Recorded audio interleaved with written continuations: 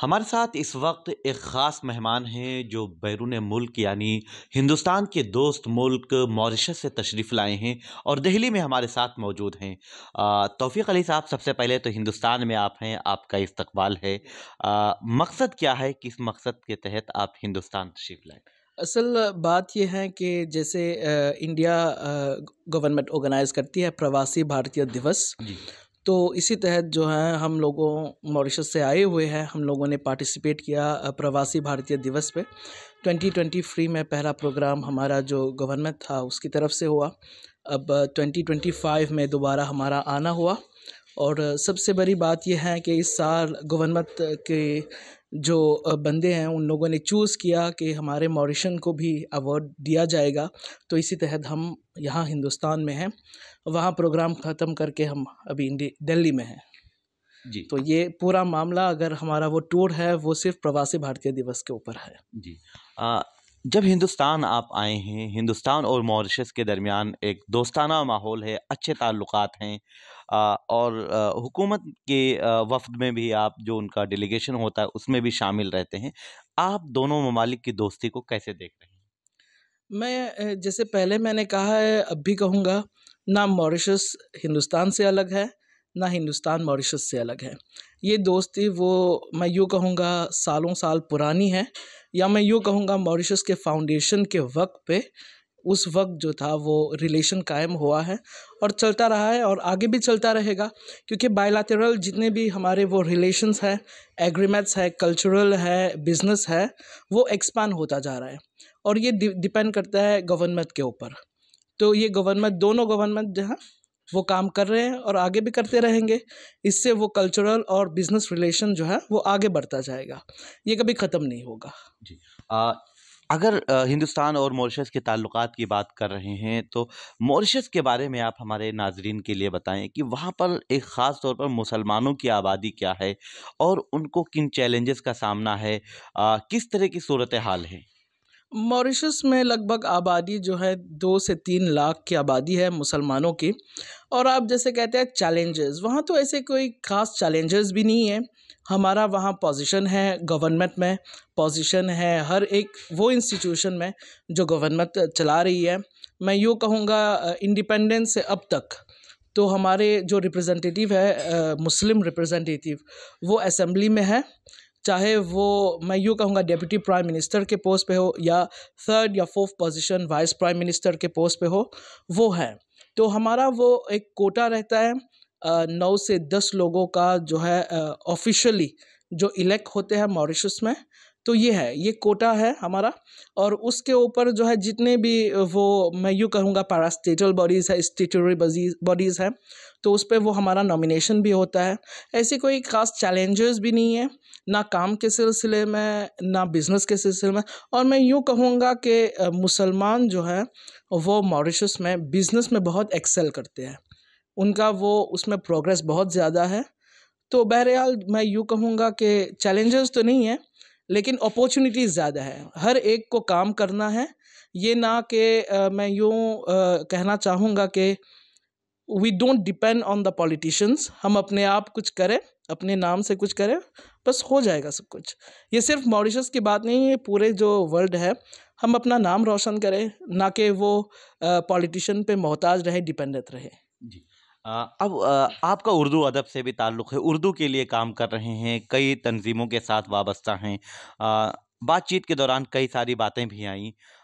तो अब उर्दू का अभी हाल आप मॉरिशस में कैसे देख रहे हैं? और उर्दू तालीम के हवाले से वहाँ पर किस तरह के इक़दामात किए जा रहे हैं? 1990s में मुझे लगता है, मुझे अभी तक डेट ज़्यादा मुझे नहीं मालूम है।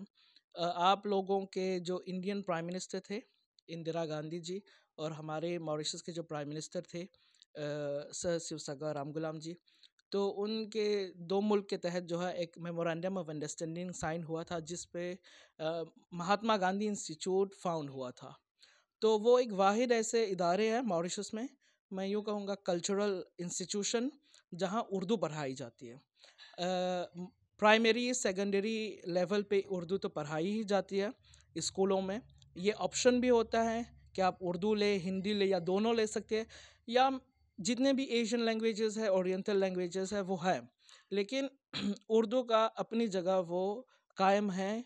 एक कोटा है, वो होता रहता है कि हर साल हम लोगों को बच्चे मिलते रहते हैं टर्शियरी एजुकेशन के लिए। तो वहाँ महात्मा गांधी इंस्टीट्यूट में ये पढ़ाया जाता है और अब तक वो है, पढ़ाया जा रहा है। और मैं यूँ कहूँगा कि वहाँ दो और इदारे हैं, नेशनल उर्दू इंस्टीट्यूट जो 50 इयर्स जो उसका एग्जिस्टेंस है, और एक उर्दू स्पीकिंग यूनियन जो 2002 में कायम किया गया था, जब हमारे पहले जो प्राइम मिनिस्टर थे सर नीरू जगन्नाथ जी, उनके प्राइम मिनिस्टरशिप में ये कायम किया गया था उर्दू स्पीकिंग यूनियन। ये under the aegis of ministry of arts and culture में आता है। तो उर्दू के प्रमोशन, प्रोपागेशन और डेवलपमेंट के लिए ये होता रहता है। तो काफ़ी एक्टिविटीज़ हुई है। मैं यूँ कहूँगा काफ़ी एक्टिविटीज़ हुई है। और जो 2 साल हम खुद सरकार की तरफ से, गवर्नमेंट की तरफ से नॉमिनेट हुए थे, उर्दू स्पीकिंग यूनियन बोर्ड जो ट्रस्ट होते हैं उस पे हम एग्जीक्यूटिव सेक्रेटरी है और कल्चरल एडवाइज़र भी रह चुके हैं हम लोग। तो महात्मा गांधी इंस्टीट्यूट की तरफ से भी और उर्दू स्पीकिंग यूनियन की तरफ से काफ़ी एक्टिविटीज़ हुई हैं। चैलेंजेस बहुत है, हर एक लैंग्वेजेस की अपनी अपनी चैलेंजेस है, हमारी भी है।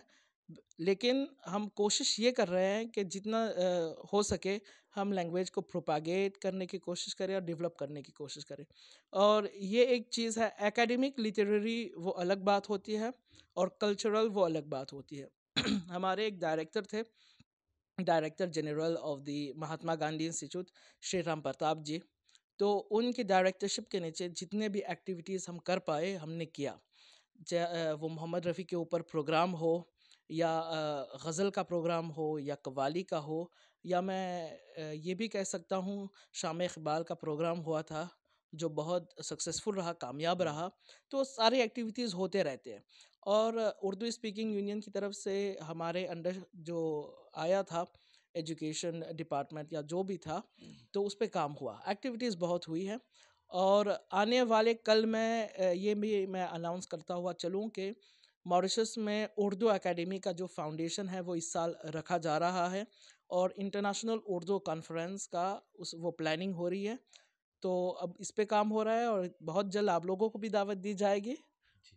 पार्टिसिपेट करने के लिए। तो ये जो आप इंटरनेशनल उर्दू कॉन्फ्रेंस का ज़िक्र कर रहे हैं और ये कब तक होगा और इसका पूरा खाका क्या होता है? किस तरह से करते हैं? ये वहाँ की हुकूमत की तरफ से ऑर्गेनाइज़ किया जाता है या जो तंज़ीमें और एनजीओज़ या ऑर्गेनाइज़ेशन होते हैं ये इसको ऑर्गेनाइज़ करेंगे? नहीं, असल ये बात ये है कि जो इंटरनेशनल उर्दू कॉन्फ्रेंस है, या उर्दू स्पीकिंग यूनियन और मिनिस्ट्री की तरफ से जानिब से हो सकता है, जी। या इंडिविजुअल जो भी इंस्टीट्यूशन है वो कर सकते हैं।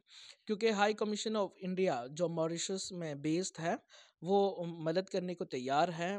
तो आईसीसीआर चेयर है, और जितने भी इंस्टीट्यूशन हैं उसका एक पूरा जो है प्रोजेक्ट फाइल तैयार करना है, उस पे मीटिंग्स होनी चाहिए। मुझे लगता है कि लगभग जो है 3 से 4 महीने लगेंगे जी। इसको जो है उस प्रोजेक्ट फाइल को कंप्लीट करने में। उसके बाद बातचीत होगी, एमओयूज़ होंगे, साइन वगैरह हो गए, उसके बाद ये कायम होगा। उसके बाद ये इंटरनेशनल कॉन्फ्रेंस जो है आपको देखने को मिलेगा, क्योंकि मॉरिशस में पहले मुझे लगता है 2 या 3 इंटरनेशनल उर्दू कॉन्फ्रेंस हो चुके हैं। जी। जिनमें से 1 या 2 में जीएनयू के प्रोफेसर डॉक्टर पाशा साहब ने भी पार्टिसिपेट किया है, आईसीसीआर चेयर की हुँ। तरफ से भी थे। तो बड़े-बड़े लोगों का आना हुआ, आप लोगों के मुल्क से हमारे मुल्क तक। तो इस साल का सबसे बड़ा जलसा होने वाला है।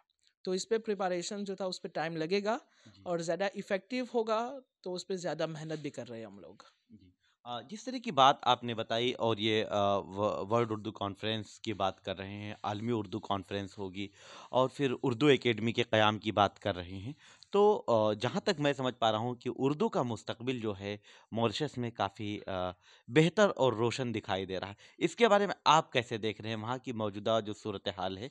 और आपने ज़िक्र भी पॉज़िटिव और मुस्बत किया है। लेकिन आप कैसे देख रहे हैं ये हमारे नाज़रीन के लिए आप बताएँ?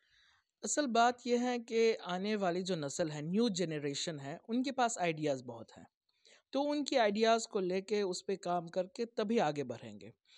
अब डिजिटलाइजेशन का भी मामला आ गया है, तो जो वहाँ की रिकॉर्डिंग है, वहाँ की जो मीडिया है, वो उसे लॉन्च करना है उसको उर्दू में। तो इस पे काम हो रहा है और बाकी बहुत सारी ऐसी पॉजिटिव चीज़ें हैं। मैं ये भी ऐड करता हुआ चलूँ कि ये जो ज़बान है, वो सिर्फ़ मुसलमानों की नहीं है बल्कि सभी के लिए है। तो सबको साथ में लेके जो है ना, अगर ये प्रोग्राम सेट करेंगे कि उर्दू को आगे बढ़ाना है, तो ये हो सकता है। इसमें कोई गुंजाइश नहीं है कि उर्दू आगे नहीं बढ़ पाएगा। पॉजिटिविटी होनी चाहिए, प्लानिंग होनी चाहिए, एक्टिविटीज़ होनी चाहिए, तभी आगे बढ़ पाएँगे हम। आखिरी सवाल कि हमारे मुल्क हिंदुस्तान में उर्दू गैर मुस्लिम हजरात भी बहुत सारे पढ़ते हैं, लिखते हैं, बोलते हैं और मोहब्बत भी करते हैं। लेकिन सियासत की वजह से कुछ ऐसी चीज़ें हुई हैं कि उर्दू को एक ख़ास तबके से यानी आपने मुसलमानों का ज़िक्र किया तो उससे जोड़ दिया गया है। क्या मॉरिशस में भी ऐसा है कि वहाँ पर भी सिर्फ़ मुसलमान ही उर्दू की तालीम हासिल करते हैं या गैर मुस्लिम हजरात जो हैं वो भी उर्दू से वाबस्ता हैं? जहाँ तक मुझे मालूम है गैर मुसलमान भी उर्दू पढ़ते हैं मॉरिशस में, लेकिन इनका ज़िक्र नहीं किया जाता। ये पॉलिटिकल मैटर नहीं है। मैं ये जो है क्लियर करना ज़रूर चाहूँगा कि पॉलिटिकल अपना मैटर अपने पास तक रखते हैं मॉरिशस में, और कल्चरल जो मामला होता है वो अपना होता है। तो ये है कि मॉरिशस में भी आप सोचेंगे कि जो गैर मुसलमान वाले हैं वो उर्दू को पसंद नहीं करते। लेकिन उर्दू तो हर जगह है ना, चाहे वो गज़ल में हो, चाहे वो कव्वाली में हो। अभी इस 3 दिन का जो कॉन्फ्रेंस होने वाला है, हमने उस पे एक सर्वे किया, तो लोग हज़रत अमीर खुसरो को बहुत मानते हैं, उनके कलाम को बहुत मानते हैं। तो हम ये पूरी कोशिश कर रहे हैं कि ऐसे-ऐसे पर्सनैलिटीज़ को आगे लाएँ, ताकि वो रिलिजन अपनी जगह है, कल्चर अपनी जगह है, लैंग्वेज ज़बान अपनी जगह है। मैं मिक्स नहीं करना चाहता हूँ, ये मेरी आदत नहीं है मिक्स करने की। हम ये सोच रहे हैं कि इंटरनेशनल उर्दू कॉन्फ्रेंस में जितने भी गैर मुसलमान हैं, अगर वो शिरकत कर पाए मॉरिशस में, तो ये हमारी सबसे बड़ी अचीवमेंट होगी। सबसे बड़ा सक्सेस वही होगा। बहुत शुक्रिया आपका कीमती वक्त देने के लिए। तो ये थे मॉरिशस से तशरीफ़ लाए हुए जो हुकूमत से भी हुकूमत के कई ओहदों पर से मुंसलिक हैं और उर्दू के लिए ख़ास तौर पर काम कर रहे हैं तौफ़ीक आलम साहब। अ, उर्दू ज़बान के हवाले से आपने बात की, उर्दू का मुस्तकबिल और हाल दोनों मॉरिशस में बेहतर बताया और ख़ास तौर पर ये बात कही कि हिंदुस्तान और मॉरिशस के दरमियान जो ताल्लुकात हैं, हमें ऐसा महसूस होता है कि दोनों एक दूसरे से बिल्कुल अलग नहीं हैं। मैं निसार अहमद खान, भारत एक्सप्रेस, दिल्ली।